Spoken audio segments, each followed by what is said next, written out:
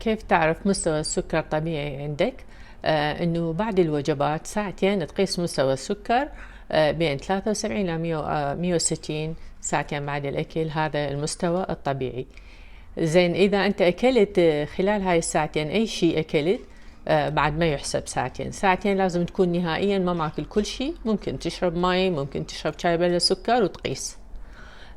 فإذا أنت أكلت وجيت تقيس، زين، فما راح تقدر تعرف هل إنه سكرك مضبوط أو لا. إذا إحنا فحصنا ورا ساعتين، ورا 3 ساعات وأنت ما ماكل كل شيء، و3 ساعات 4 ساعات، السكر لازم يكون بين 73 إلى 120، هذا المستوى الطبيعي.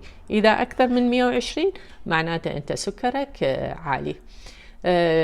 في جميع الأحوال أنت هذه الطريقة حتى تتعلم أنت ليش تظل تشك إصبعك وتقيس بلا فائدة وما تقدر تعرف هل إنه أنت سكرك مضبوط أو لا. تحاول إنه تقيس سكرك لما تكون ساعتين تماما بعد الوجبة، الغداء أو العشاء أو الريوق، أنت ما ماكل نهائيا. وأيضا الصبح قبل الفطور، قبل ما تفطر تاكل، تقدر تفحص أيضا، هذا وقت مناسب، لازم يكون بين 73 إلى 124 كحد أعلى، نقول إنه سكرك طبيعي.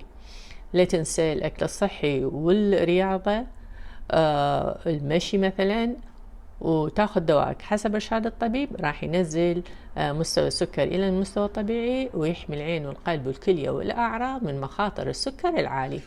صيدلانية جنان ومثقف سكري.